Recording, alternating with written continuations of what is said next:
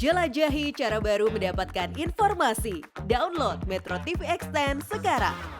Konsistensi merupakan salah satu kriteria pemimpin sejati. Sikap Presiden Joko Widodo menolak rangkap jabatan hanya berlaku di awal pemerintahan dan makin luntur menjelang akhir pemerintahannya. Ibaratnya nih pepatah, pagi dele, sore tempe, plin-plan atau mensla-mensle. Soal isu rangkap jabatan disoroti Baca Pres Anies Baswedan. Selain menyebabkan kinerja pemerintah tidak optimal, rangkap jabatan juga dinilai membuka peluang konflik kepentingan. Indonesia ini punya sumber daya yang banyak. Banyak sekali orang-orang kompeten yang mereka semua akan bisa bekerja dengan optimal apabila kita membagikan tugas pada orang yang tepat dan kewenangan yang dikelola dengan tepat. Jadi kita menyadari ada batas yang mampu dikelola oleh satu orang. Dan itulah sebabnya mengapa di dalam pemerintahan ada organisasi. Supaya ada manajemen yang baik, ada distribusi tugas yang baik, pertanggungjawabannya pun akan baik.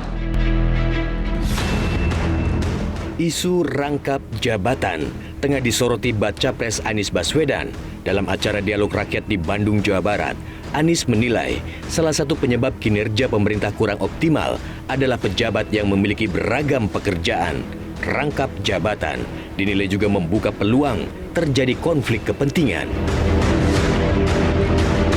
Fenomena rangkap jabatan di era pemerintahan Presiden Jokowi makin menjadi. Pada 2020 misalnya, Ombudsman RI merilis temuan adanya 397 komisaris BUMN yang terindikasi rangkap jabatan.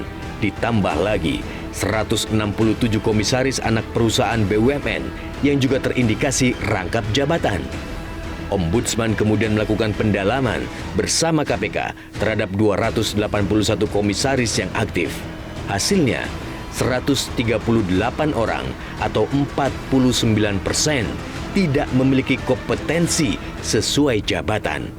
Ditemukan pula 91 orang atau 32% berpotensi konflik kepentingan karena berasal dari kelompok relawan politik, bank BUMN, TNI dan Polri aktif, serta ASN aktif. Di awal masa jabatan, Presiden Joko Widodo sempat tegas menolak rangkap jabatan. Sikap Joko Widodo itu bahkan bertentangan dengan parpol pendukung dan wakil presidennya sendiri yang lebih permisif terhadap rangkap jabatan. Saat itu, 3 menteri bahkan harus rela melepas jabatan strategis di parpol demi menjadi pembantu Jokowi. Menteri Dalam Negeri Cahyokumolo mundur dari jabatan Sekjen PDIP. Menteri Tenaga Kerja Hanif Dakhiri juga memilih mundur dari jabatan Sekjen PKB. Bahkan Menko Polhukam Wiranto rela melepas kursi Ketua Umum Partai Hanura. Tidak boleh ngerangkep jabatan.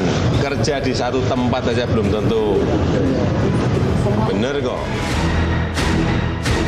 Namun saat Menteri Perindustrian Erlangga Hartarto terpilih sebagai Ketua Umum Partai Golkar menggantikan Setia Novanto, komitmen Joko Widodo menolak rangkap jabatan menguap tak bersisa.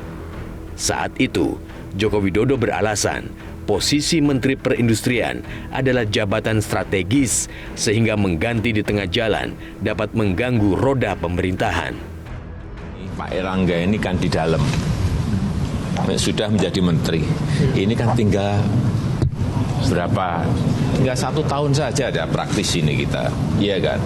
Kalau ditaruh orang baru, belajar itu pada 6 bulan, kalau nggak cepat bisa setahun untuk menguasai itu. Dan kita lihat memang di Kementerian Perindustrian, Pak Erlangga itu betul-betul menguasai dan mengerti betul.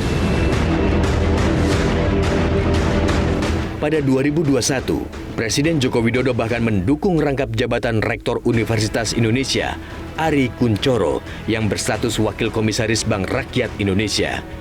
Joko Widodo menaikkan peraturan pemerintah nomor 75 tahun 2021 tentang Statuta UI yang menganulir PP nomor 68 tahun 2013. Dalam PP yang lama, Rektor dan Wakil Rektor UI dilarang rangkap jabatan.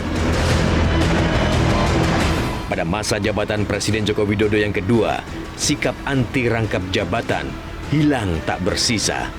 Beberapa menteri yang dipilih adalah elit parpol, bahkan ketua umum.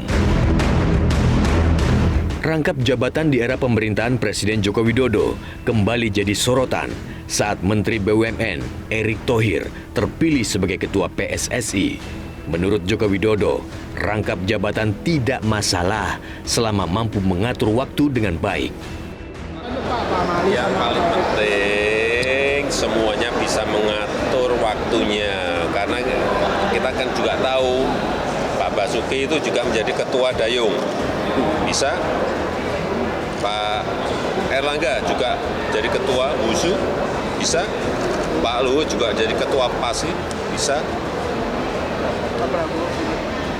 Pak Prabowo juga jadi ketua pencaksilat, bisa.